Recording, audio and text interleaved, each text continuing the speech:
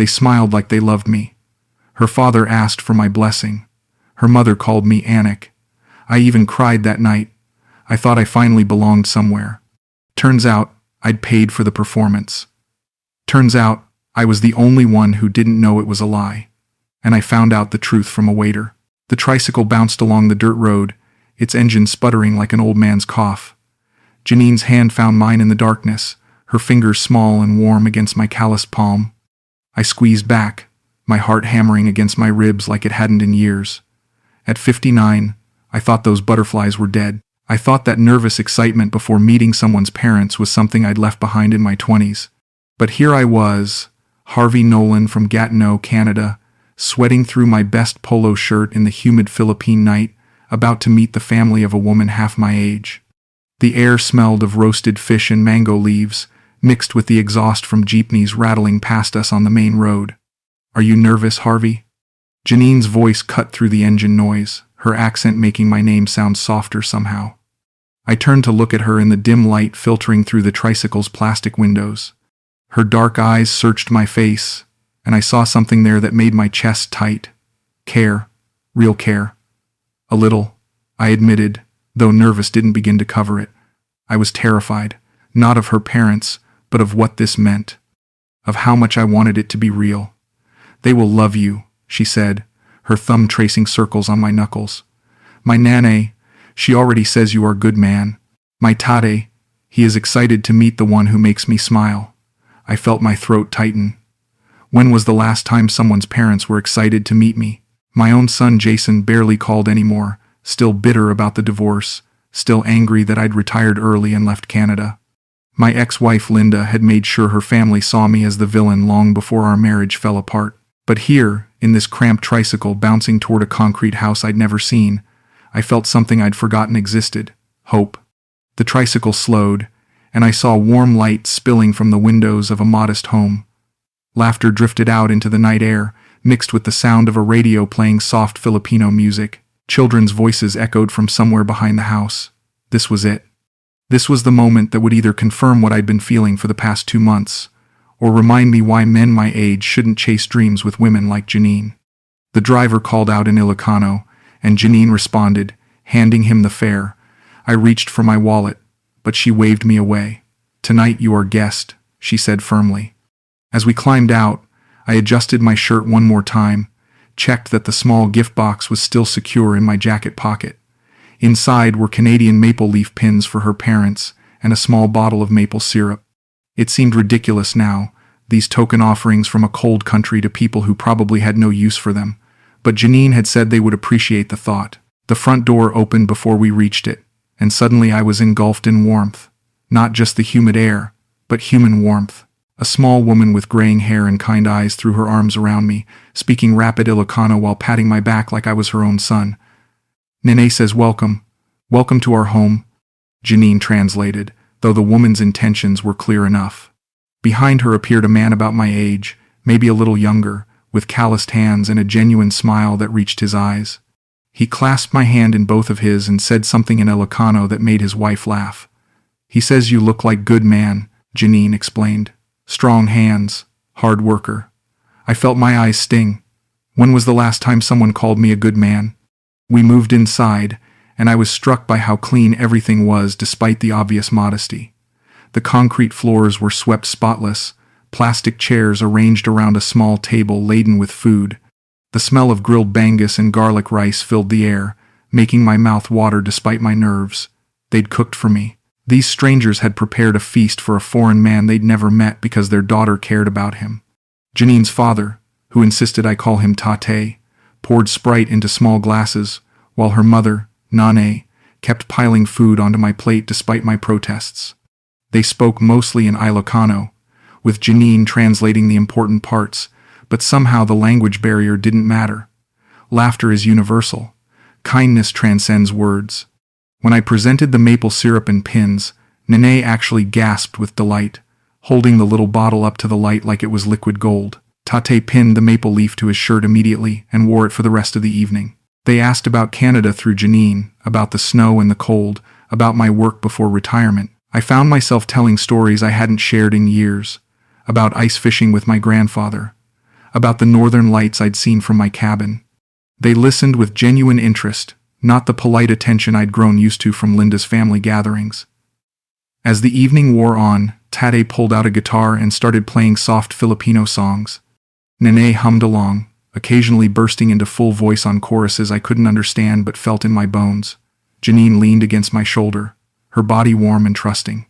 I looked around this simple home, at these people who had welcomed me without question, and felt something break open inside my chest. This was family. This was belonging. This was what I'd been searching for in those long, lonely months after Linda left. In those cold mornings in my empty Gatineau apartment, in those sleepless nights when I wondered if love was something I'd used up in my 20s and 30s and 40s. When it was time to leave, Nanay hugged me again, longer this time, and whispered something in my ear. She says you are always welcome here, Janine translated, her own eyes bright with tears. She says you are family now.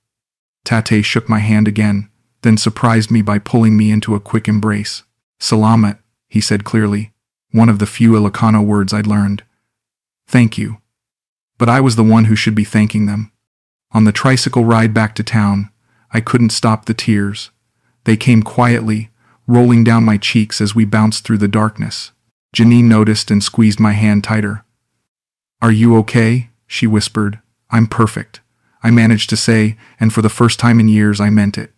I've never felt more accepted, more wanted. She brought my hand to her lips and kissed my knuckles gently. I told you they would love you. I love them too, I said, and realized I meant that as well. In one evening, these strangers had given me more genuine warmth than I'd received from my own family in years. I love this whole family. Janine was quiet for a moment, and I wondered if I'd said too much too soon. But then she leaned her head against my shoulder and whispered, I love you too, Harvey. The tricycle carried us back toward our hotel, but I felt like I was floating. For the first time since my divorce, since my early retirement, since my son had stopped calling, I felt like I belonged somewhere.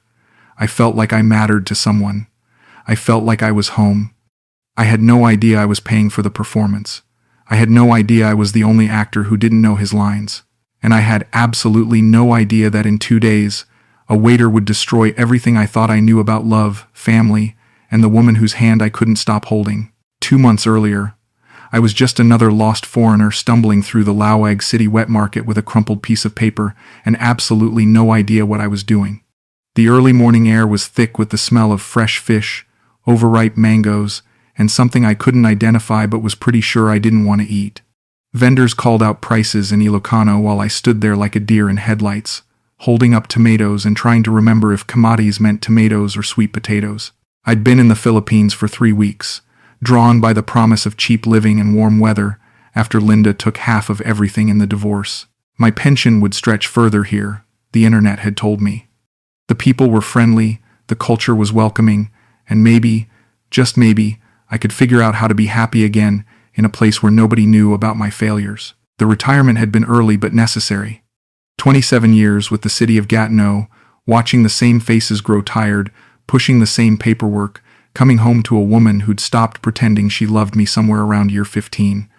When the buyout package came, I took it. When Linda filed the papers 6 months later, I barely fought it. What was the point? But standing in that market, sweating through my tourist clothes and butchering the local language, I felt more lost than liberated.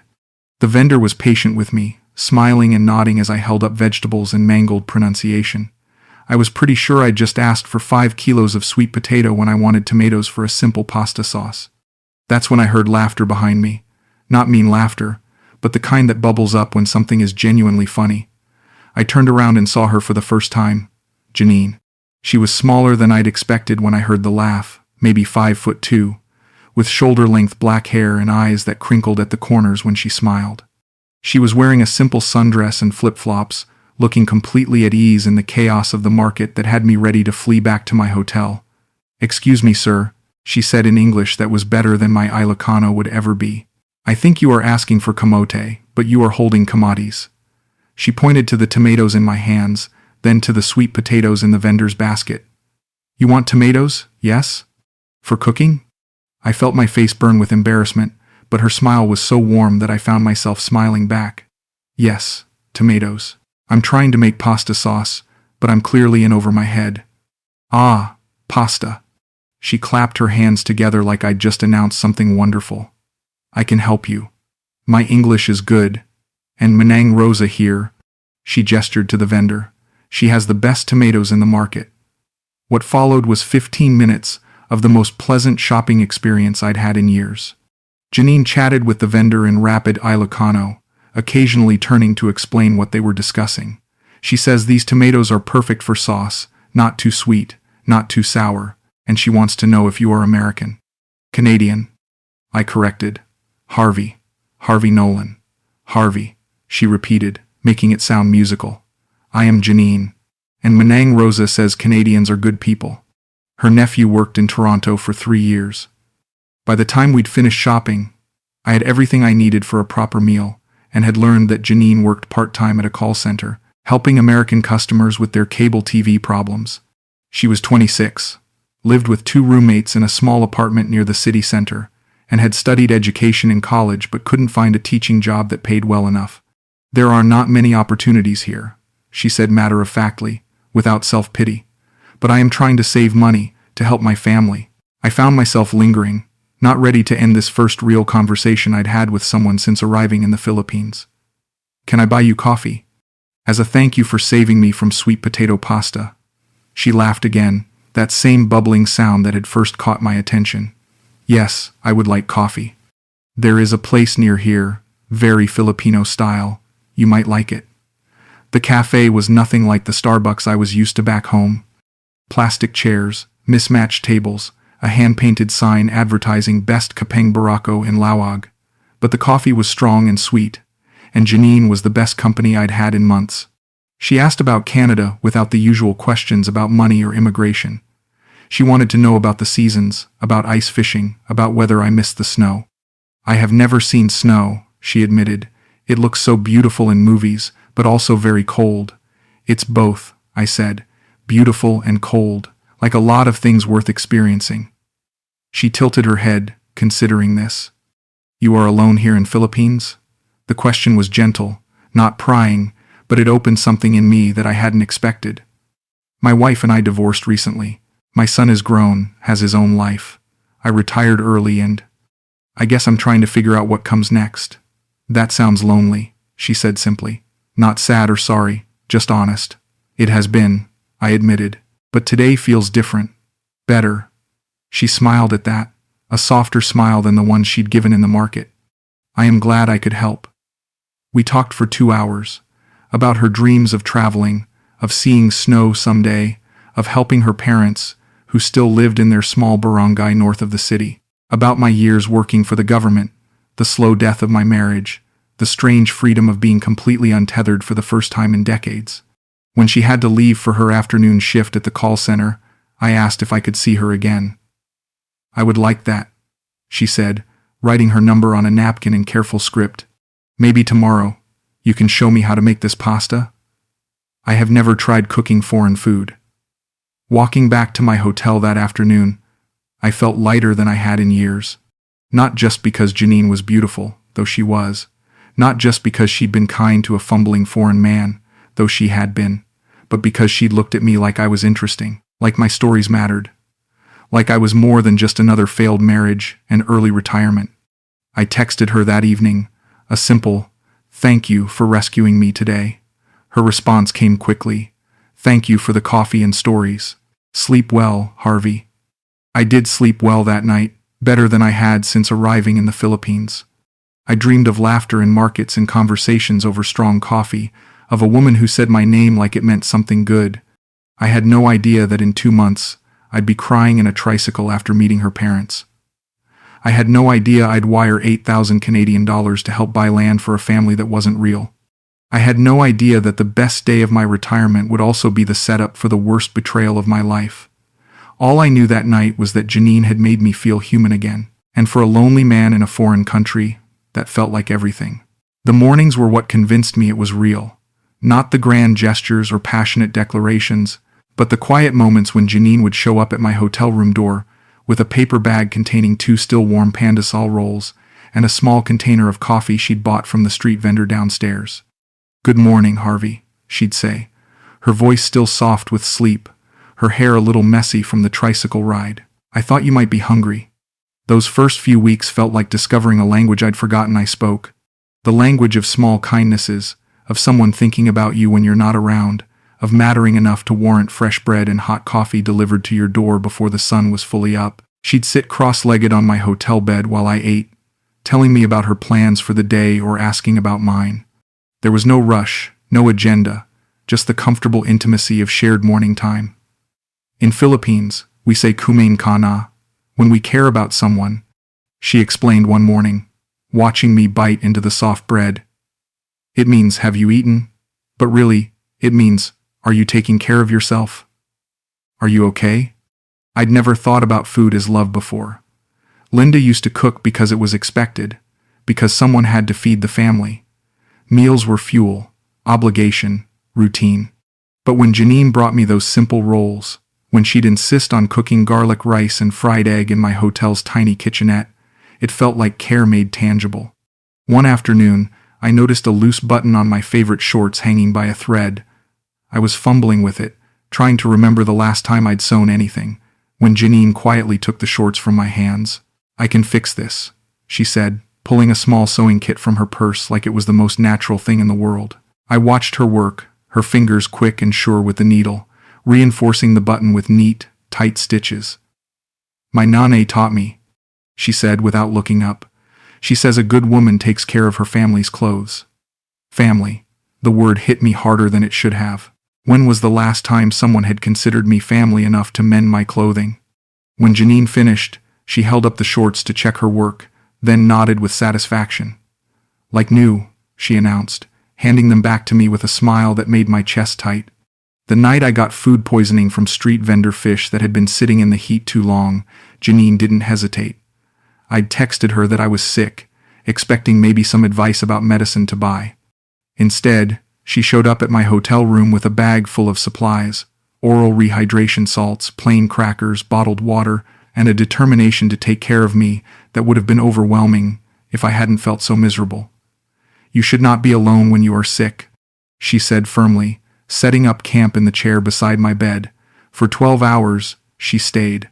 When I was hot, she wiped my forehead with a cool cloth. When I was cold, she found extra blankets from the hotel staff. When I couldn't keep anything down, she fed me ice chips one at a time and rubbed my back when the nausea hit. Linda would have told me to call a doctor and left me alone, I mumbled during one lucid moment, my defenses down from fever and gratitude. Janine paused in her gentle ministrations. Who is Linda? My ex-wife. She never liked taking care of sick people. Said it made her nauseous. Janine was quiet for a moment, then resumed wiping my forehead. When people we love are sick, we stay, she said simply. This is not a difficult thing. This is just love. That night, as I finally fell into peaceful sleep for the first time in 24 hours, I felt her hand smooth the hair back from my forehead one last time. In the morning she was still there, curled up in the uncomfortable chair, her neck at an angle that must have been painful. But she was there. Over the weeks that followed, our routines became intertwined in ways that felt natural rather than forced. She'd bring me to her favorite places, the quiet spot by the river, where she liked to read, the small church where her grandmother used to take her, the late-night food stalls where the locals went for the best sisig in the city. In return, I shared my world with her. I taught her to play cribbage with a deck of cards I'd brought from Canada. I showed her photos of Gatineau in winter, of the Rideau Canal frozen solid and people skating to work. I told her about ice fishing with my grandfather, about northern lights dancing across the sky in colors that cameras never quite captured. Someday I would like to see this, she said, studying a photo of snow-covered pine trees on my phone. It looks so peaceful. Maybe someday you will, I said, and in that moment, I meant it. I was already imagining her in a parka, laughing at her first snowfall, building her first snowman in my backyard. The evening she gave me my old iPhone back, updated with a new protective case and a carefully curated playlist of Filipino music she thought I should know, I realized I was in deeper than I'd intended. I thought you needed this phone, I said. I'd given it to her the week before when she'd mentioned her Android was dying and she couldn't afford a new one. I do, she said, but you gave me something, so I want to give you something back. Look what I made. She showed me the playlist. OPM songs she'd chosen specifically for me, with notes explaining why each one mattered. This one is about missing someone far away. This one is about finding love when you thought you were too old. This one makes me think of you. No one had ever made me a playlist before. At 59 years old, this was a first. I listened to every song that night, lying in my hotel bed and thinking about how long it had been since someone had tried to share their culture with me, their music, their heart. It was during one of our evening walks that she first mentioned the land. We were strolling along the Malecon, watching the sun set over the South China Sea, when the conversation turned to dreams and futures. My biggest wish, she said, her voice quiet and distant, is to buy a small piece of land for my parents. They are getting older, and they rent their house. The landlord, he is not good man. He raises rent whenever he wants. My tatay, he works so hard, but it is never enough to save for their own place. I looked at her profile as she stared out at the water, her expression sad and worried in ways I hadn't seen before. How much would something like that cost? She shrugged, still not meeting my eyes. Maybe 200,000 pesos for small lot, maybe more. It is just dream, you know? I send money home when I can, but after my rent, after food, there is not much left. 200,000 pesos. I did the math in my head. About 5,000 Canadian dollars. Not nothing, but not impossible either. My pension was comfortable, and I'd been living simply since arriving in the Philippines. I had savings that were just sitting in my Canadian bank account, earning minimal interest while I tried to figure out my new life. Maybe someday, I said carefully, not wanting to make promises I couldn't keep but already thinking about possibilities. Maybe someday it won't just be a dream. She looked at me then, her eyes wide and searching. You think so? I think dreams are important, I said. And I think people who take care of others the way you take care of me, they deserve to see their dreams come true. She was quiet for a long moment, then leaned against my shoulder as we walked. You are very kind man, Harvey. That night, as I listened to her playlist and thought about everything she'd done for me over the past month, the idea started to take root. Why shouldn't I help her? What was I saving my money for anyway? A future that was still unclear?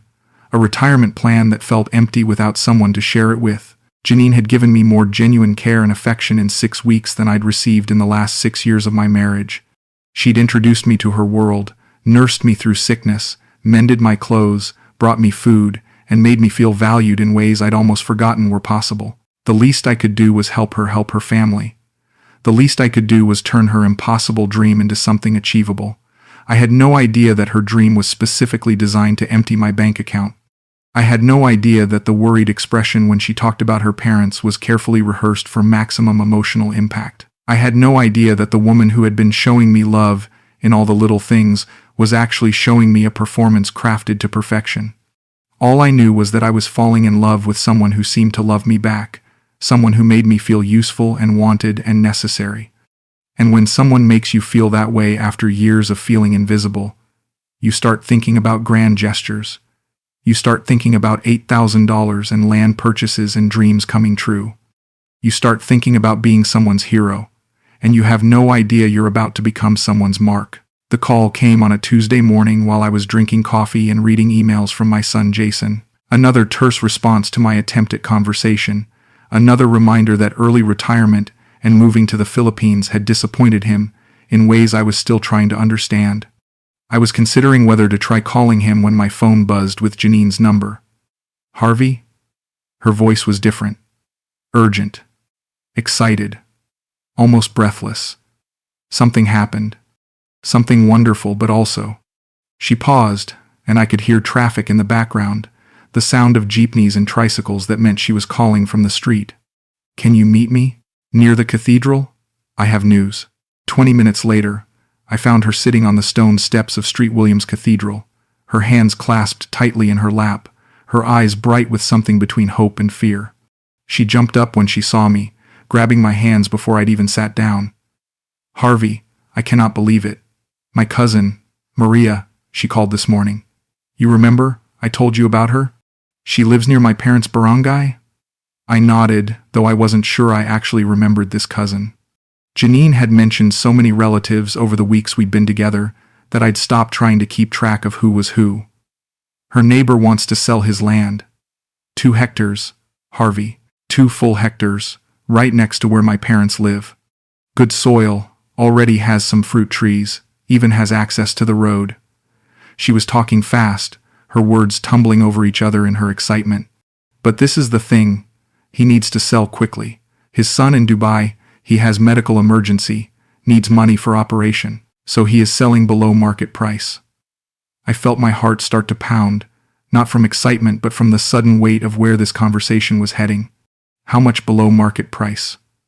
Usually this land would cost maybe 400,000 pesos, but because he must sell fast, because Maria knows him well, he will take 200,000.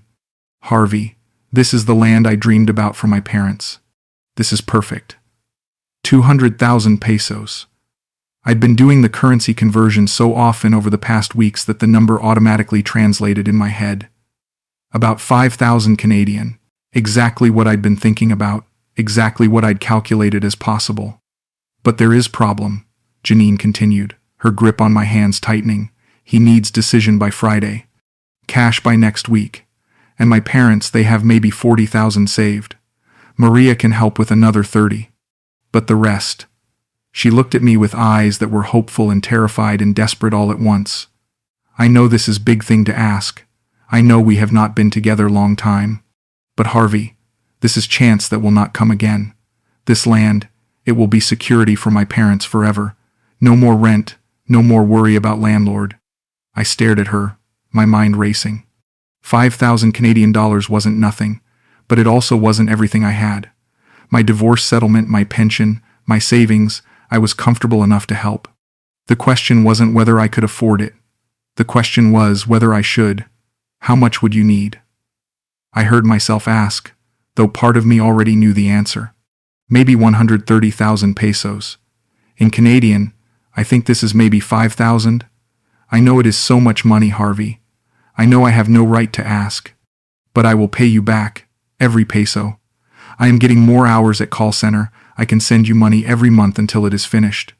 $5,000 to make the woman I was falling in love with happy. $5,000 to help parents I'd never met but who had raised someone who brought me fresh bread every morning and stayed awake all night when I was sick. $5,000 to be the hero in someone's story instead of the disappointment in my son's. You don't have to pay me back, I said quietly. Janine's eyes went wide. Harvey, no. This is loan. I cannot take your money like gift. What if I want to give it as a gift? The words were out before I'd fully thought them through, but as soon as I said them, they felt right. What if helping your family makes me happy? What if this is what I want to do with my money? She stared at me for a long moment, then burst into tears. Not delicate tears, but big, messy sobs that shook her whole body. She threw her arms around my neck right there on the cathedral steps, not caring who was watching. I cannot believe you would do this, she whispered against my shoulder. I cannot believe how good you are. People were staring, but I didn't care. This was what love felt like. This was what it meant to matter to someone, to be able to change their life with a single decision. This was the opposite of every conversation I'd had with Linda about money, every argument about spending, every calculation of cost versus benefit that had characterized my marriage. How do I send the money? I asked. Over the next hour, Janine walked me through the process of international wire transfer, showed me the information I'd need, explained how the land purchase would work. She had all the details ready, all the questions answered, as if she'd been researching this possibility for weeks, which I supposed she probably had. Dreams that specific don't come together overnight. That afternoon, I went to the bank and arranged for the wire transfer. 8,000 Canadian dollars, not 5. I'd decided to send extra, to cover any unexpected costs, any fees, any complications that might arise. When I told Janine about the additional money, she cried again. Harvey, this is too much. This is more than I asked for. Consider it a buffer, I said. Land purchases can be complicated. Better to have too much than too little. She kissed me then, right there in the bank lobby, a kiss that tasted like gratitude and relief, and something that might have been love. I will never forget this, she whispered. My parents will never forget this. You are giving us everything." That night, we celebrated at the best restaurant in Laoag, a place with actual tablecloths and air conditioning where tourists took their Instagram photos. Janine wore a dress I hadn't seen before, something silky and blue that made her look older, more sophisticated. "To dreams coming true," she toasted, raising her glass of Sprite. "To you making dreams come true," I corrected, clinking my glass against hers. She smiled at that, but there was something different in her expression, something I couldn't quite identify. Satisfaction, maybe, relief, or something else entirely. "When can we see the land?" I asked. "When can I meet your parents and see what we've bought for them?" "Soon," she said quickly. "Very soon. But first the paperwork must be completed. The title must be transferred. There are many steps in Philippines for land purchase. Maybe 2 weeks, maybe 3, then we can visit." 2 weeks. It seemed like a long time to wait to see the results of the biggest gift I'd ever given anyone, but I supposed legal processes were complicated everywhere. And besides, the anticipation would make the eventual visit even sweeter. Walking back to the hotel that night, Janine was quieter than usual. When I asked if she was okay, she squeezed my hand and said, "I am just thinking about my parents. They will be so happy, Harvey. So grateful. They will want to meet the man who changed their lives." "I want to meet them too," I said. "I want to see where they'll build their new life." "You will," she promised. "Very soon, you will meet them, and they will love you like I do." That night, as I fell asleep with Janine curled against my side, I felt something I hadn't experienced in years. Complete satisfaction. I had used my money for something meaningful, something that would matter long after I was gone. I had helped the woman I loved help her family. I had been generous in a way that Linda had never appreciated, never understood. I was someone's hero. I had no idea I was also someone's mark. I had no idea that 2 weeks, maybe 3, would stretch into a month of excuses and delays and promises that tomorrow would bring the paperwork we needed to visit the land. I had no idea that the cousin Maria existed only in Janine's carefully constructed story, that the medical emergency in Dubai was fiction, that the neighbor selling his land was a figment designed to create urgency and emotional manipulation. All I knew was that I had made someone I loved happy, and that felt like the best investment I'd ever made. I had no idea I was about to lose everything. 3 weeks later, the invitation finally came. I was reading in the hotel lobby when Janine appeared beside my chair, practically vibrating with excitement. "Harvey, good news. The paperwork is almost finished. My parents want to meet you this weekend. They want to thank you properly for what you have done." My heart jumped. After weeks of waiting, of asking about the land, and being told that legal processes took time, that documents needed to be filed, that patience was required, I was finally going to see the results of my investment. More importantly, I was going to meet the people whose lives I'd changed. Really? This weekend? Yes. Saturday night. My nanay, she is cooking special dinner. My tatay, he wants to show you around the barangay. Maybe show you the land if we have time. She grabbed my hands, her eyes bright with something that looked like genuine joy. "Harvey, they are so excited. They have been talking about you every day since the money came." That afternoon, I walked to the small department store in the city center, looking for appropriate gifts. What do you bring to parents when you've already given them their dreams? I settled on a bottle of imported wine, some Canadian chocolate I'd been saving, and a small photo album filled with pictures of Canada that I thought they might enjoy. Simple gifts, but thoughtful ones. Gifts that said I cared about more than just grand gestures. Saturday came with typical Philippine weather, hot, humid, with the promise of afternoon rain that never quite materialized. Janine met me at the hotel wearing a simple yellow dress that made her look younger somehow, more innocent. "Are you ready to meet my family?" she asked, linking her arm through mine as we walked toward the tricycle stand. "I'm nervous," I admitted. "Good nervous, but nervous. Do not be nervous. They already love you. My nanny, she cries every time she talks about what you did. My tatay, he says you are answer to prayers." The ride to her parents' house took longer than I'd expected, winding through parts of Laoag I hadn't seen before, then out into the countryside where rice fields stretched toward distant mountains. The tricycle bounced along increasingly rough roads, past water buffalo grazing in flooded paddies, past small houses with corrugated metal roofs and children playing in dusty yards. "It is not far now," Janine said, squeezing my hand as we hit another pothole. "Just few more minutes." When we finally stopped, it was in front of a modest concrete house, with a small front yard where chickens pecked at the ground. Nothing fancy, but clean and well-maintained, with flowering plants and repurposed paint cans lining the walkway. This was it. This was where the $8,000 would make its difference, where two elderly people would have security for the first time in their lives because of my decision. The front door opened before we reached it, and suddenly I was face to face with Janine's parents for the first time. Her mother was small and round, with graying hair pulled back in a neat bun and eyes that crinkled when she smiled. Her father was my height but thinner, with calloused hands and the kind of weathered face that spoke of decades working in the Sunday. "Welcome, welcome," her mother said in heavily accented English, throwing her arms around me like I was her own son coming home from a long journey. Her father followed, clasping my hand in both of his and speaking rapid Ilocano that Janine translated. "He says you are more handsome than my pictures showed. He says you look like good, strong man." The warmth was immediate and overwhelming. Within minutes, I was seated at a small table, laden with more food than 3 families could eat. Grilled bangus, garlic rice, adobo chicken, fresh mangoes, and at least 6 other dishes I couldn't identify but was eager to try. "Nanay cooked all day," Janine explained. "She wanted everything to be perfect for you." "This is too much," I protested, but her mother waved away my concerns with rapid Ilocano that needed no translation. Of course it wasn't too much. Nothing was too much for the man who had changed their lives. As we ate, Janine translated the conversation that flowed between her parents and me.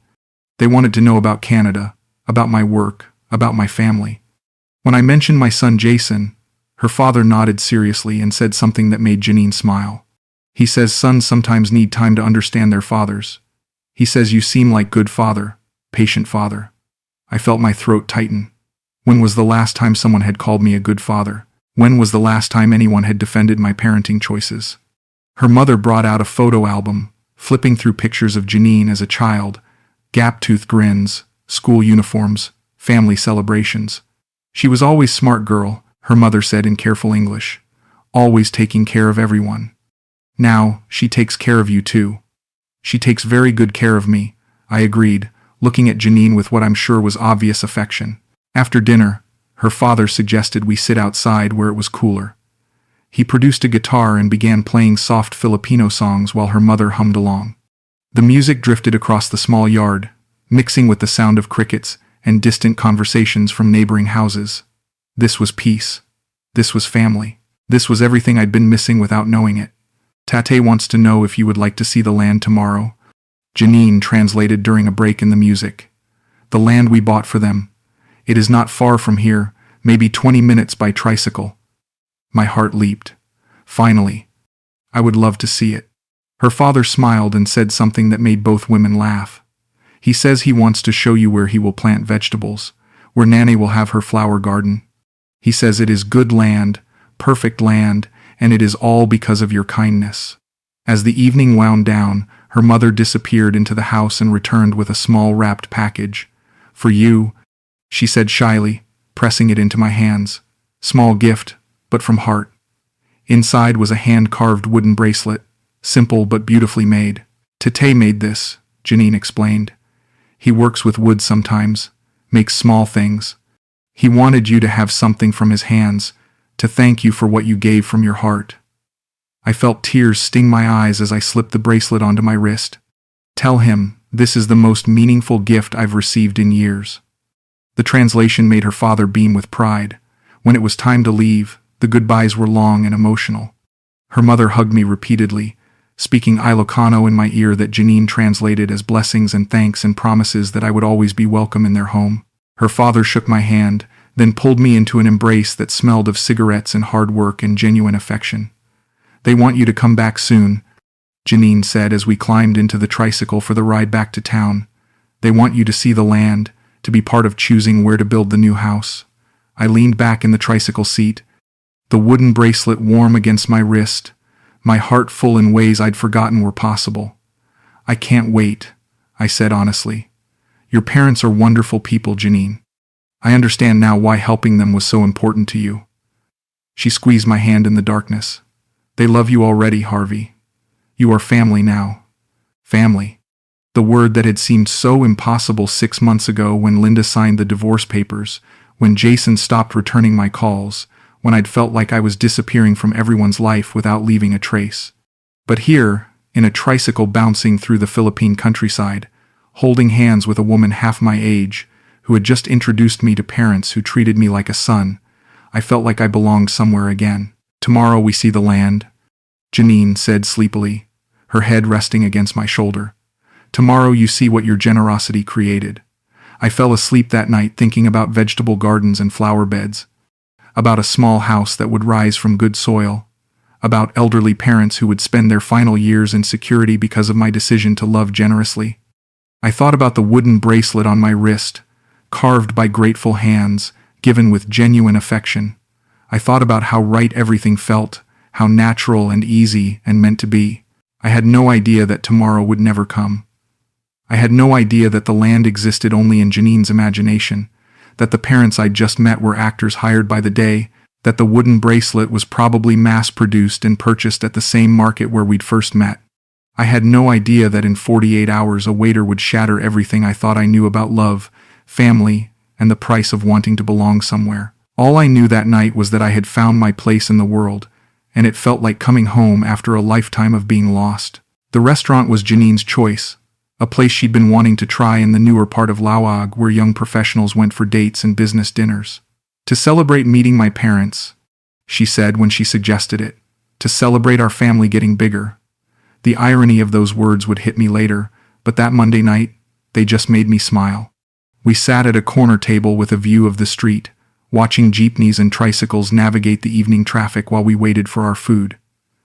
Janine was different that night, quieter than usual, checking her phone more often, her attention seeming to drift even when I was talking directly to her. "Everything okay?" I asked as she glanced at her screen for the third time in 10 minutes. "Yes, sorry, just work stress. My supervisor, she wants to change my schedule again." She put the phone away and reached across the table for my hand. "But tonight is about us. About celebrating." The waiter who brought our drinks was young, maybe mid-20s, with the kind of easy smile that suggested he enjoyed his job. He complimented Janine in Ilocano, making her laugh, then switched to English when he turned to me. "First time in Laoag, sir?" "No, I've been here a couple months now. Still learning, but I love it here." "Ah, you are staying a long time then. Good choice, sir. Laoag is beautiful city, good people. You have Filipino girlfriend?" He nodded toward Janine with the knowing smile of someone who'd seen this pairing before. "Something like that," I said, squeezing Janine's hand. She smiled but didn't meet my eyes. The waiter brought our food and disappeared, but I caught him glancing at our table several times during the meal. Nothing unusual. Foreign men with young Filipino women drew attention everywhere we went. I'd grown used to the looks, the whispered conversations, the assumptions. Most of the time, it didn't bother me. But tonight, for some reason, I felt more aware of it. When Janine excused herself to use the bathroom, the waiter appeared at our table almost immediately. He glanced around nervously, then leaned closer than was necessary to clear our empty plates. "Sir," he said quietly, his voice barely above a whisper, "can I ask you something?" I nodded, assuming he had a question about the food or the bill. "Are you the Canadian who is paying for the actors?" The words hit me like cold water. "I'm sorry, what?" He glanced toward the bathroom, making sure Janine was still gone. "The actors, sir. The family actors. I recognize your girlfriend. She comes here sometimes with the man who plays her father. He is my neighbor's uncle, Mang Roberto. He used to drive tricycle, but now he does performances for foreigners." I stared at him, my brain refusing to process what he was saying. "I think you have me confused with someone else." "No, sir, I am sure. The woman who plays her mother, Tita Carmen, she works at the market. She is friend of my aunt. They do this sometimes, sir. Play family for foreign men. Good money, they say." My mouth felt dry. "You're wrong. I met her parents. We had dinner with them. They're real people with real lives and—" "Sir," he interrupted gently, his eyes full of something that looked like pity. "Mang Roberto, he told my neighbor just yesterday. He said he got hired to play father for Canadian man, that the pay was very good. 500 pesos per day, plus bonus if the man gives money for family emergency or land purchase. The restaurant seemed to tilt around me. 500 pesos per day, about 12 Canadian dollars. The price of convincing me that I belonged somewhere. Where did you hear this? Everyone in the neighborhood knows, sir. It is not secret. Mang Roberto, he is proud of his acting. Says he is good at making foreign men feel welcome. I looked toward the bathroom where Janine had been for several minutes now. Too long for just using the facilities. You're lying, I said, but even as the words came out, I heard the uncertainty in my own voice. Why would you tell me this? The waiter's expression softened. Because you seem like good man, sir. And because I have seen this before. Foreign men who think they find family, who give money for land or business or emergency. Then one day, the family disappears. The girlfriend finds new foreign man. The cycle starts again. Janine appeared from across the restaurant, walking slowly back to our table, her phone pressed to her ear. She was speaking Ilocano in hushed tones, gesturing with her free hand. As she got closer, I could hear fragments of conversation, but the words might as well have been gibberish. Everything sounded different now. I have to go, the waiter said quickly. But sir, be careful. Ask to see the land papers. Ask to visit the land during daytime. Without appointment. Real families, they do not need rehearsal time. He disappeared back into the kitchen just as Janine returned to the table. She slipped her phone into her purse and sat down with a smile that now looked different to me. Calculated. Rehearsed. Sorry, Harvey. Work call. You know how it is. Do I? The words came out sharper than I intended. She looked surprised. Harvey? Is something wrong? That waiter said some interesting things while you were gone. I watched her face carefully, looking for tells, for micro-expressions, for anything that would either confirm or dispel the bomb that had just been dropped in my lap. For just a moment, maybe half a second, something flickered across her features. Fear, panic. But it was gone so quickly I might have imagined it. What waiter? What did he say? He said he recognizes your father. Said his name is Roberto, and he used to drive tricycle, but now he acts in performances. For foreign men. Janine laughed, but it sounded forced. Harvey, that is crazy. You think my tatay is actor. You think my family is fake. She reached for my hands across the table, but I pulled them back. What kind of man listens to gossip from jealous waiter? A man who just wired $8,000 based on a story about land and family emergencies. My voice was getting louder, and other diners were starting to look our way. A man who's starting to wonder why he hasn't seen any paperwork. Why every visit to the land gets postponed. Why, Harvey, stop. Her voice was firm now, the warmth replaced by something cooler. You are being paranoid. You are letting stranger make you doubt what you know is true. You met my parents. You saw their house. You ate my nanay's cooking. I met two people you introduced as your parents. I ate food that two actors might have cooked for their performance. Listen to yourself, she said, shaking her head. You sound crazy. You sound like jealous old man who cannot believe young woman could love him, so you look for reasons to doubt. The accusation hit home because it contained just enough truth to sting. Was I being paranoid? Was my age and insecurity making me see deception where there was only love? I want to see the land, I said firmly. Tomorrow, without calling ahead. Just show up and see what we bought. Something shifted in her expression again. Harvey, I told you, the paperwork is not finished. We cannot just show up. There are procedures, legal things. Then show me the paperwork. Show me receipts, contracts, anything that proves this land purchase is real. I cannot believe you are asking me this.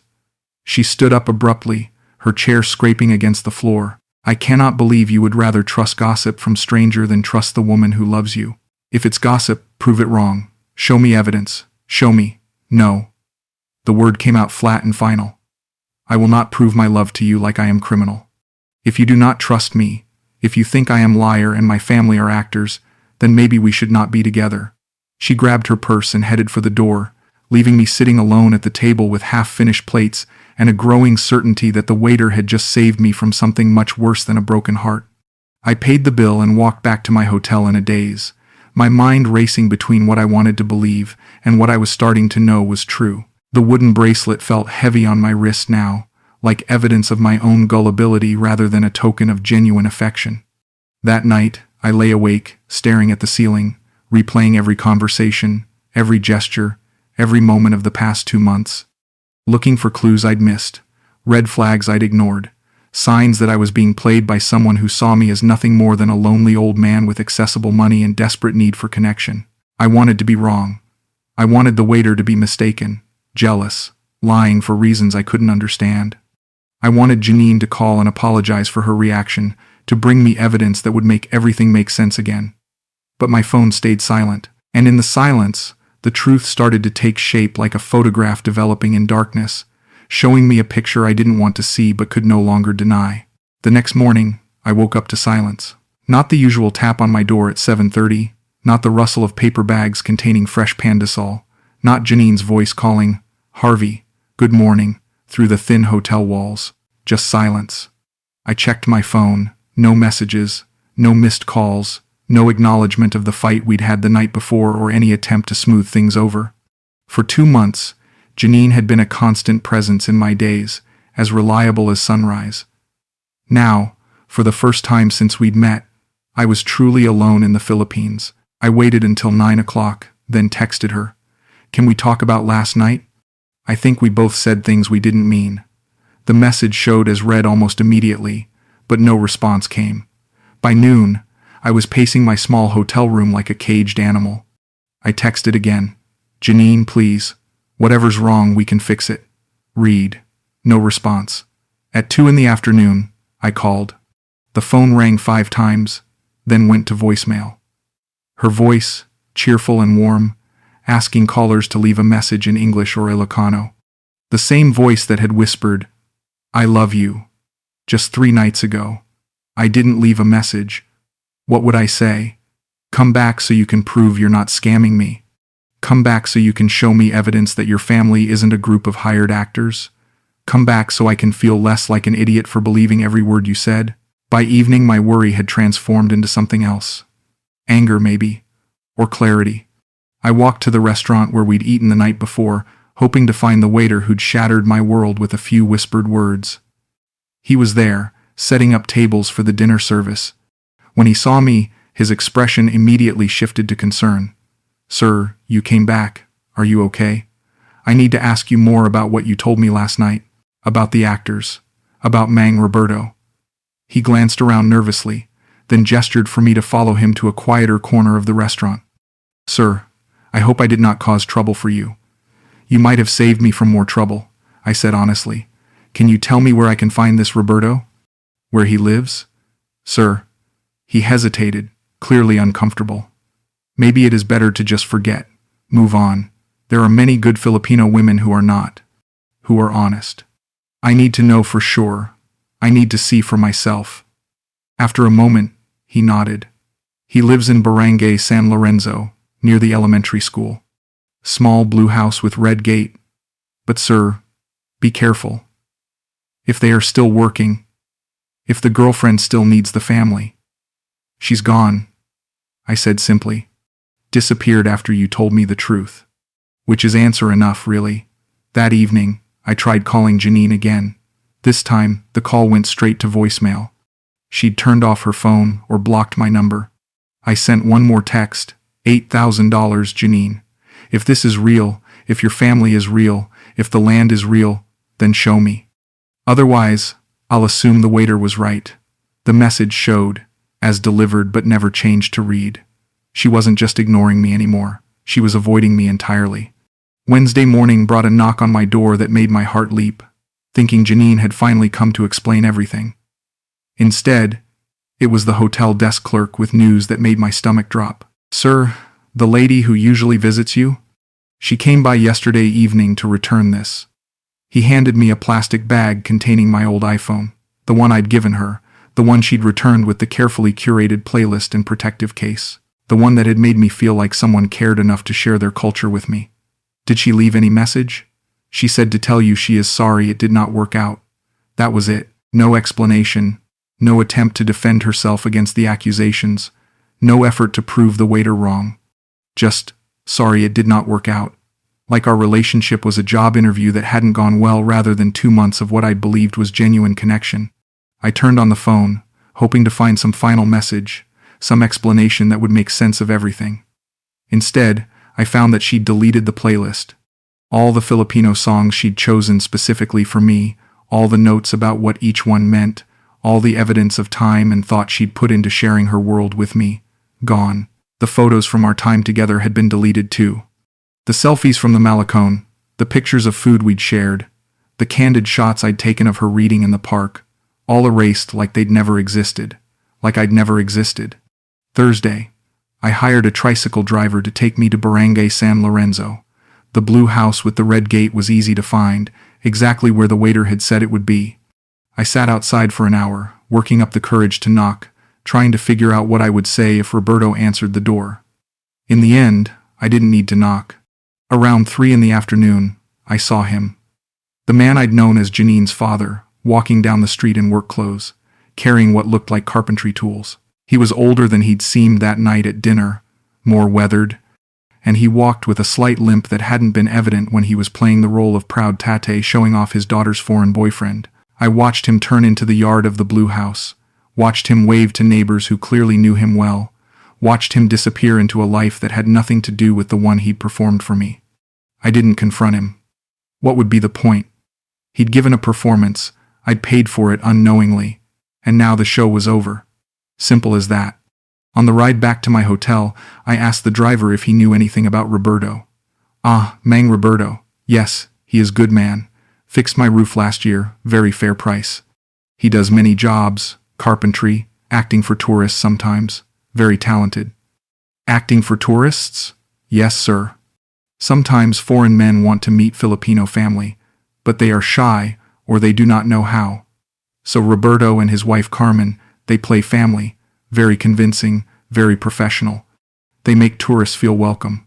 So casual, so matter-of-fact, like this was just another service industry in a place where tourism was one of the few ways to make decent money. The driver didn't seem to think there was anything wrong with it. Maybe there wasn't, from his perspective. Maybe I was the naive one for thinking that love and family and belonging couldn't be purchased by the hour. That night, I sat in my hotel room with the returned iPhone and tried to piece together the timeline of my deception. When had Janine decided I was a good mark? Was it from the first day in the market, or had that been genuine chance encounter? When had she started planning the family introduction? How long had she been coordinating with Roberto and Carmen to create the perfect performance of acceptance and gratitude? I thought about the wooden bracelet still on my wrist, supposedly carved by Roberto's grateful hands.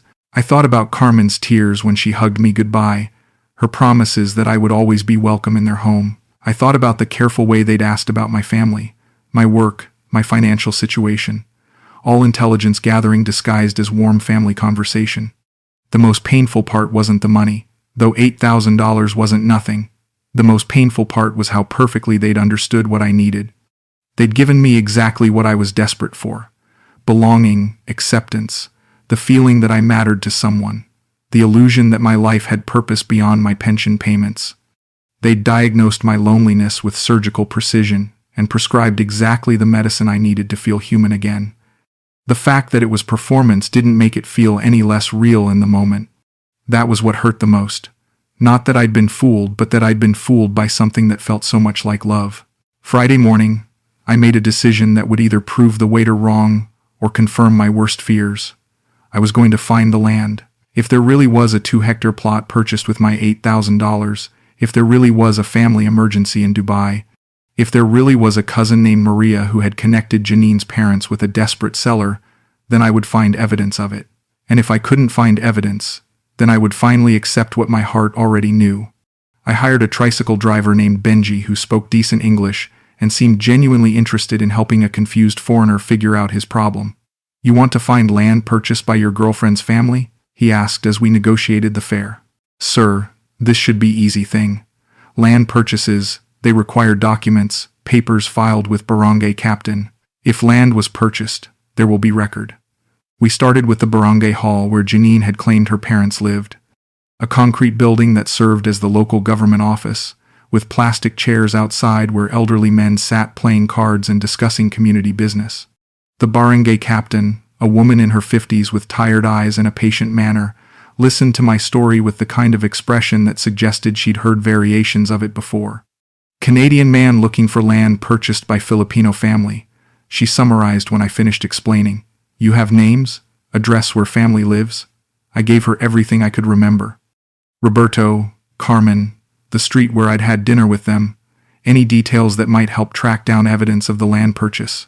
She flipped through a ledger of recent transactions, running her finger down columns of names and property descriptions. No Roberto on this list, she said after several minutes. No Carmen either, and no land transfers in past 2 months involving foreign money. My stomach began to sink, but I pressed on. Maybe they'd filed papers in a different barangay. Maybe the transaction was still being processed. Maybe there was an explanation that would make everything make sense. What about cousin Maria? I asked. Janine mentioned a cousin who knew about the land sale. The barangay captain shook her head slowly. Sir, I know most families in this area. I do not know Maria connected to Roberto and Carmen, but... She hesitated, then seemed to make a decision. Sir, can I ask you an honest question? This girlfriend, did she ask for money for land purchase? The directness of the question caught me off guard. Why do you ask? Because we see this sometimes. Foreign men fall in love with young women. Women ask for money for family emergency, or land purchase or business opportunity. Sometimes the family is real, but the emergency is not. Sometimes, she paused delicately. Sometimes the family is not real either. Benji, who had been listening quietly, spoke up. Sir, maybe we should go to the area where girlfriend said land is located. If land was purchased, neighbors will know about it. Big purchase like this, it is not secret in barangay. We spent the next 3 hours driving through rural areas north of Laoag, following directions I'd pieced together from conversations with Janine about where her parents lived, where the land was located, where their new life would unfold. Every stop brought the same result. Polite strangers who listened to my questions and shook their heads. No Roberto and Carmen. No recent land sales. No Maria arranging transactions between desperate sellers and Canadian buyers. At one point, we stopped at a small store where the owner had lived in the area for 30 years. You describe family that sounds familiar, she said thoughtfully. But I think you mean different Roberto and Carmen. The ones I know, they moved away 3 months ago, went to Manila for work. Are you sure? Yes, positive. And they had no land here anyway. They were renters, like most people. By late afternoon, Benji and I were sitting in the shade outside a roadside eatery, sharing a Sprite and confronting the obvious conclusion. Sir, Benji said gently, I think your girlfriend maybe told you stories. Yeah, I said, staring at the rural landscape that was supposed to contain evidence of my generosity. I think maybe she did. This happens sometimes, he continued. Foreign men, they want to help Filipino families. Some Filipino women, they take advantage of this kindness. Not all women, sir. Most Filipino women are honest, good people. But some see an opportunity. I finished. He nodded sadly. I am sorry, sir. You seem like good man who wanted to do good thing. On the drive back to town, I asked Benji to make one more stop. I wanted to see the house where I'd had dinner with Roberto and Carmen, where I'd felt more welcome than I had in my own family home for years. Maybe if I could see it again, maybe if I could confirm that at least the location was real, I could salvage something from this wreckage. The house was there, exactly where I remembered it. Same concrete walls, same small front yard, same flowering plants in repurposed paint cans, but it looked different now, emptier. I knocked on the door, and it was answered by a young woman I'd never seen before. Excuse me, I said, I'm looking for Roberto and Carmen. The older couple who lives here? She looked confused. Sir, my family lives here. We moved in last week. Previous renters, they left suddenly. Landlord said they only needed house for short time, maybe 1 month. 1 month. Exactly the length of time between when I'd wired the money and when I'd met them for dinner.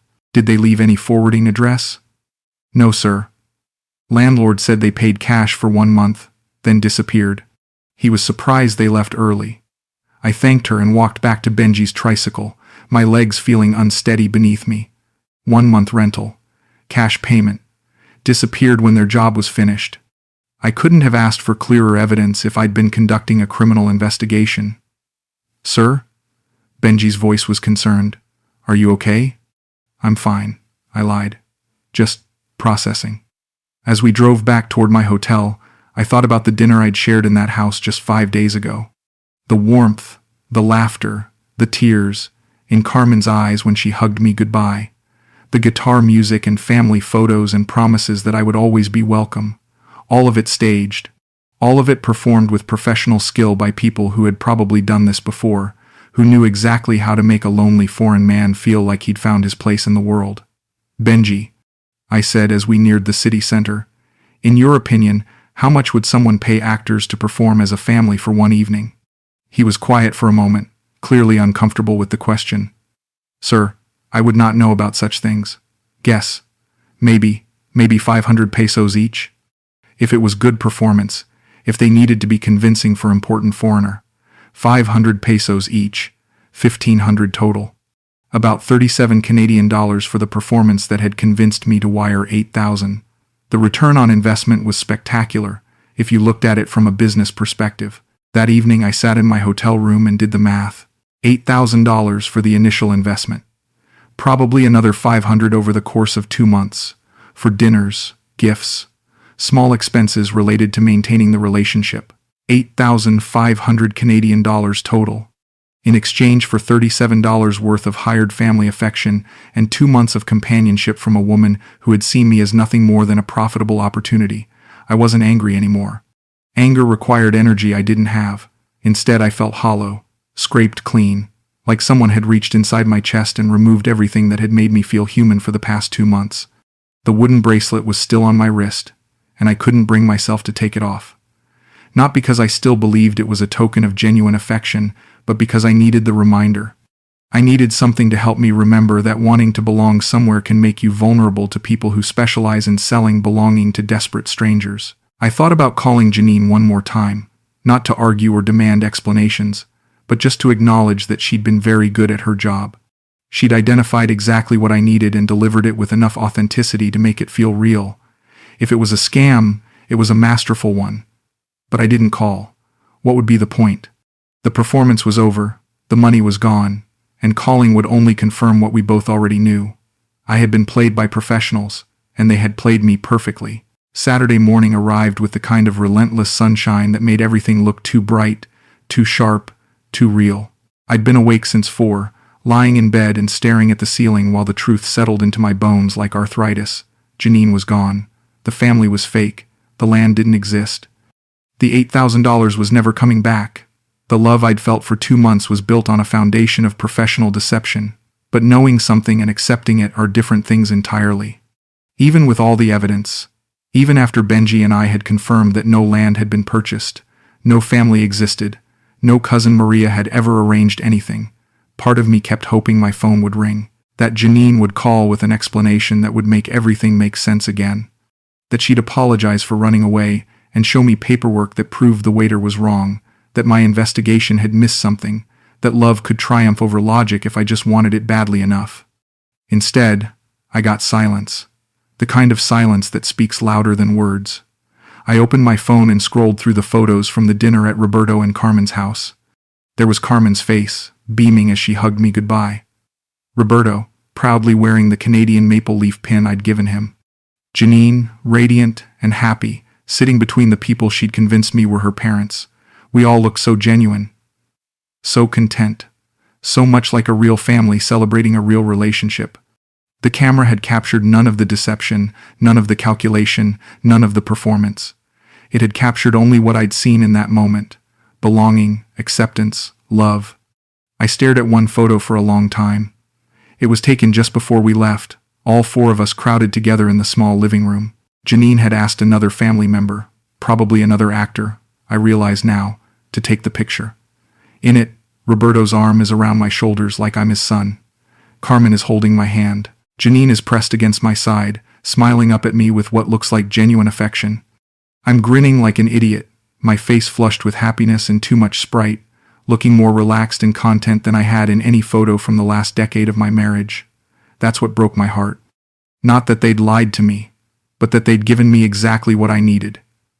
In that photo, I looked like a man who belonged somewhere. I looked like someone's son, someone's partner, someone's family.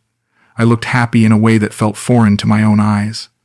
I closed the photo app and opened my text messages, scrolling up through 2 months of conversations with Janine. The progression was obvious now, the careful escalation from casual acquaintance to romantic interest to financial opportunity. I could see the setup happening in real time, message by message. The way she'd gradually introduced the concept of her family, the subtle mentions of their financial struggles, the careful cultivation of my desire to help. My parents work so hard, but money is always tight. Sometimes I worry they will never have security in old age. I wish I could do more for them, but my salary is so small. Each message was a seed, planted carefully and watered with just enough emotion to make it grow in my mind. By the time she'd asked for the $8,000, I was already thinking about ways to help. She'd made the request feel like my idea as much as hers. I scrolled further back to our earliest conversations, looking for the moment when I'd stopped being a person and became a mark, but I couldn't find it. Maybe because it had been gradual.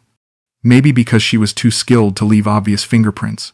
Or maybe because even now, even knowing what I knew, part of me still wanted to believe that some of it had been real. Around noon, I tried calling her one more time. I told myself it was for closure, but really it was hope disguised as dignity. The call went straight to voicemail again. Her cheerful voice invited me to leave a message in English, or Ilocano. The same voice that had whispered, "I love you too, Harvey," in a tricycle just a week ago. I hung up without leaving a message. What would I say? "Hi, Janine. It's Harvey. I found out the truth about everything. Your parents are actors. The land doesn't exist, and you've disappeared with my money. But I wanted you to know that even though it was all fake, it felt real to me. Even though you were lying, I loved you. Even though you saw me as nothing more than a lonely old man with accessible savings, you gave me 2 months of feeling like I mattered to someone. So thank you, I guess. And also, fuck you." I couldn't send that message. I couldn't admit, even to myself, how grateful I was for the illusion. Instead, I typed out a simple text. "I know about Roberto and Carmen. I know about the land that doesn't exist. I know about all of it. I'm not angry, Janine. I'm just sad. Not because you took my money, but because you made me feel like I had a family, and now I have to go back to being alone." I stared at the message for 10 minutes, my thumb hovering over the send button. Then I deleted it. She wouldn't care about my sadness. She'd gotten what she came for. My pain was just collateral damage in a business transaction. That afternoon, I walked to the market where we'd first met. I stood in the same spot where I'd been holding tomatoes and butchering Ilocano pronunciation when her laughter had first caught my attention. The vendor, Manang Rosa, recognized me and asked where my girlfriend was. I told her Janine was busy, which wasn't exactly a lie. She was probably busy finding her next lonely foreigner, her next opportunity to sell belonging to someone desperate enough to buy it. I bought vegetables I didn't need and walked back to my hotel, feeling like a ghost haunting the scenes of my own deception. Every place in Laoag held memories now. The cafe, where we'd had our first conversation. The restaurant where we'd celebrated my investment in her family's future. The Malecone where she'd first told me about her dream of buying land for her parents. All of it tainted by knowledge, all of it transformed from sweet memory to bitter evidence. That evening, I sat on my hotel bed with my laptop and wrote an email to my son Jason. I'd been avoiding contact with my family since arriving in the Philippines. Partly because I didn't want to explain my early retirement and new life. Partly because I was afraid they'd see through my forced cheerfulness and realize how lost I really was. But now, with the artificial happiness stripped away, I felt ready to be honest.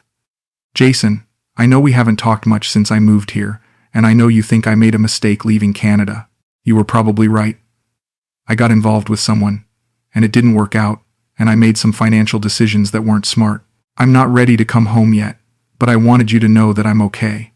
I'm processing some things about trust and loneliness and what it means to be family. I love you, and I'm sorry I haven't been a better father or grandfather. Maybe when I get back to Canada, We can try again. I read the email 3 times, then deleted it without sending. Jason didn't need to know about Janine, about the money, about how completely I'd been fooled. He had his own life, his own problems. The last thing he needed was his father's confession of gullibility and desperation. Instead, I sent a shorter message. Hi son, just wanted to let you know I'm thinking about you and the kids. The Philippines is beautiful, but I miss home more than I expected. Hope you're well. His response came back within an hour. Good to hear from you, Dad. We're all fine here. Take care of yourself.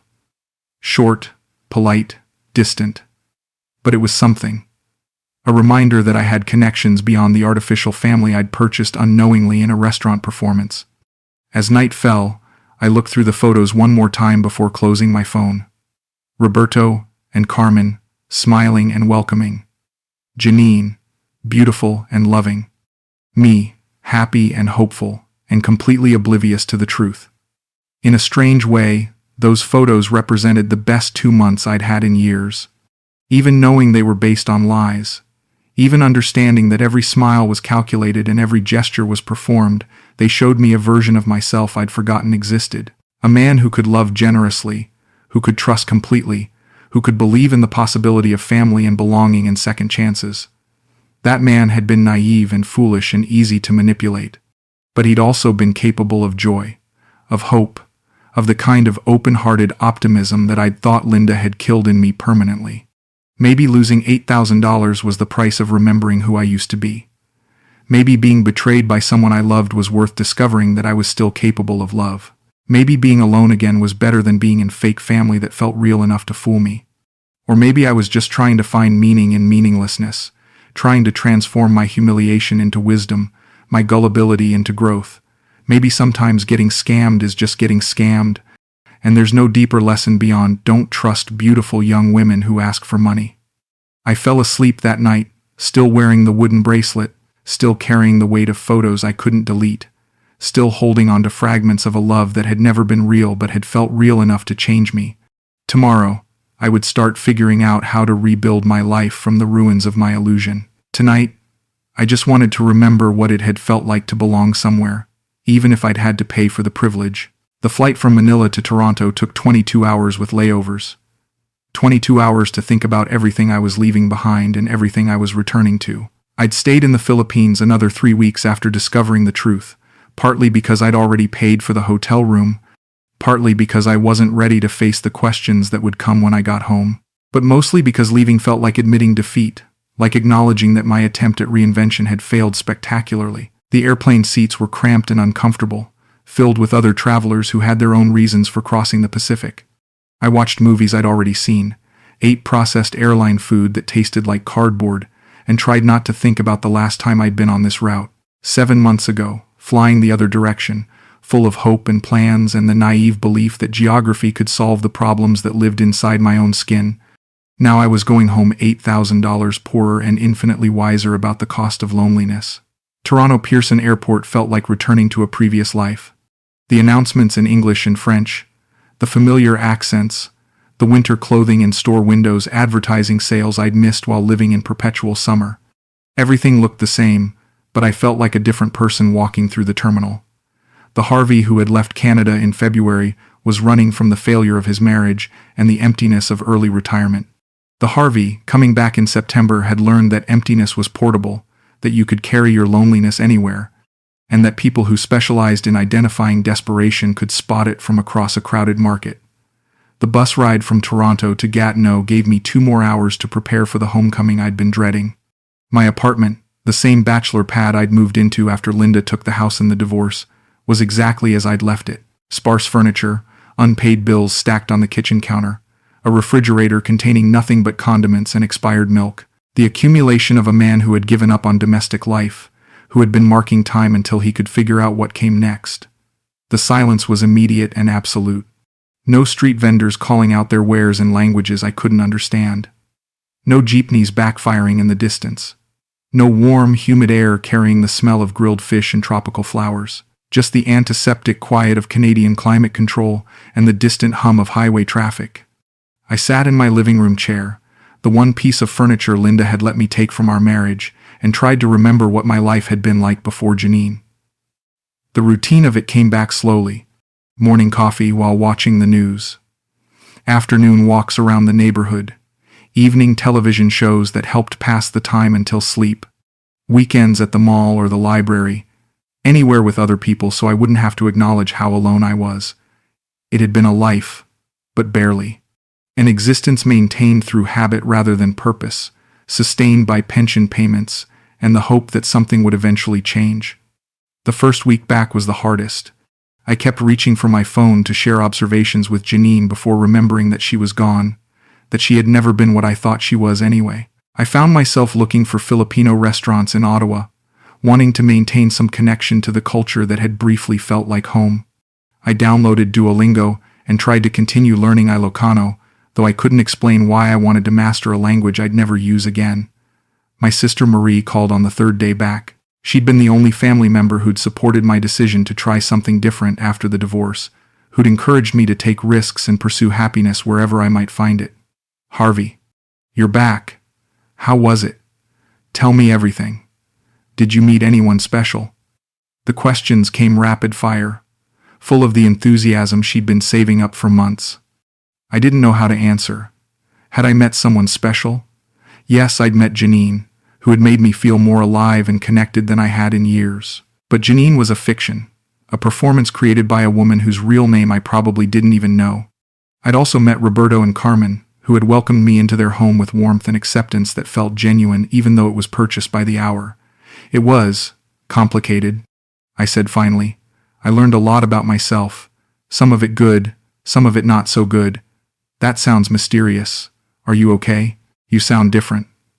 "I'm fine," I lied. "Just readjusting to the cold."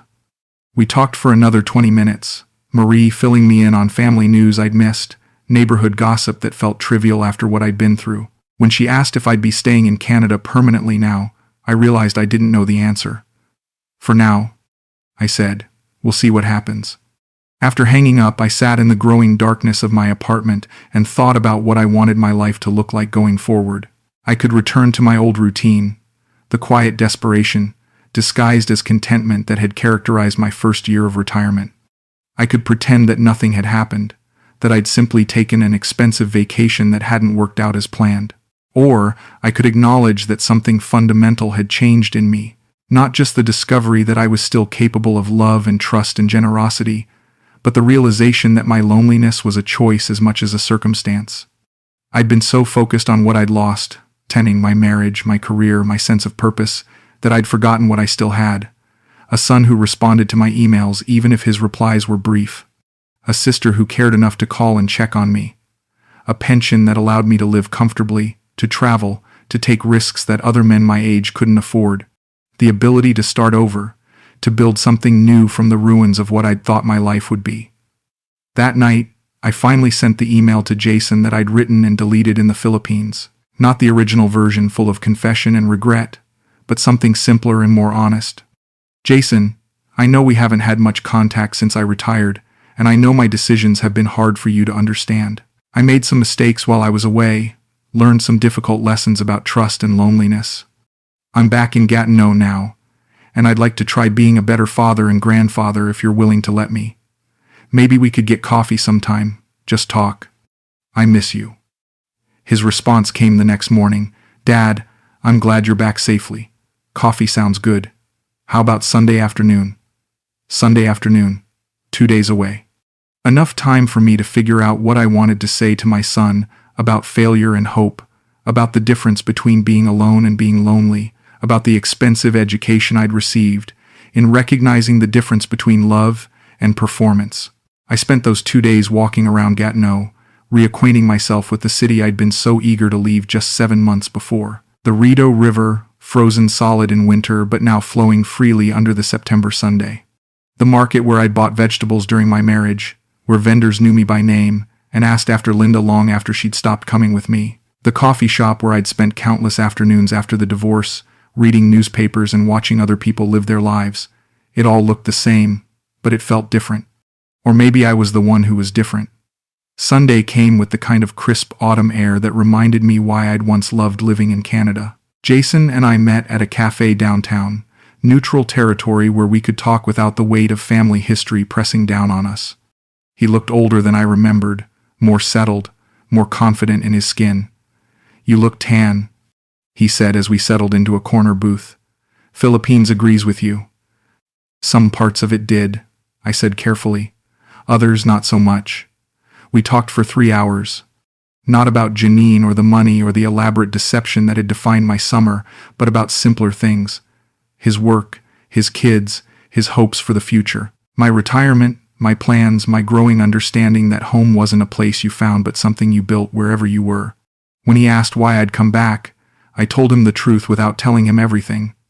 I realized I was running from things instead of running toward them, and I missed my family more than I expected. Even after everything with Mom, even after how ugly the divorce got. Your mother and I made each other unhappy for a long time before we made it official. That doesn't mean I stopped caring about the family we built together. That doesn't mean I stopped wanting to be part of your life. He was quiet for a moment, stirring his coffee and thinking. "I was angry when you left," he said finally. "It felt like you were abandoning us, abandoning everything we'd built together."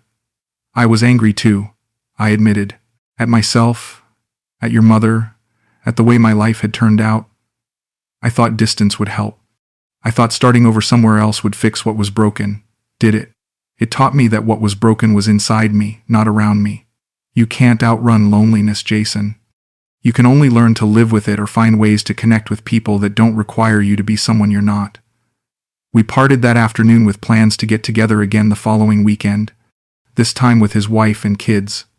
Small steps toward rebuilding something that had been damaged by divorce and disappointment and the weight of unmet expectations. I walked back to my apartment as the sun was setting, painting the Ottawa River the color of brass. For the first time since returning to Canada, I felt something approaching contentment. Not happiness, exactly, but the possibility of happiness. Not belonging, but the foundation upon which belonging might eventually be built. That night, I finally took off the wooden bracelet. It had left a pale line around my wrist where the sun hadn't reached, a ghost tan that would fade in time but would probably always be visible to me. I put the bracelet in a drawer with other mementos from my time in the Philippines. Photos I couldn't bring myself to delete. The maple leaf pin Roberto had returned to me. Business cards from restaurants where Janine and I had shared meals that felt real, even though they were part of an elaborate performance. Not because I wanted to remember the deception, but because I wanted to remember the man I'd been during those 2 months.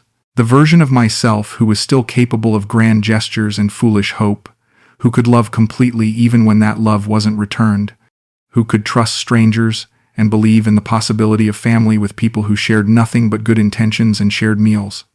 That man had been naive and gullible and easy to manipulate. But he'd also been generous and optimistic and brave enough to risk his heart for the possibility of connection. I wanted to remember him, to honor him, even as I learned to be more careful with his trust. I made myself dinner from groceries I'd bought at the same market where I'd shopped during my marriage, watched the same evening news I'd watched before leaving for the Philippines, went to sleep in the same bed where I'd spent so many lonely nights after Linda left. Everything was exactly as I'd left it, but I was not the same person who had fled to Southeast Asia in search of cheaper living and warmer weather. I was someone who had learned the difference between solitude and loneliness, between being alone and being abandoned, between loving someone and loving the idea of someone. I was someone who had paid $8,000 for a masterclass in human nature and emotional manipulation, and who had somehow emerged from the experience with a clearer understanding of what he actually needed to be happy. I was Harvey Nolan, 59 years old, recently returned from the most expensive and painful education of my life, and for the first time in years, I was ready to figure out what came next.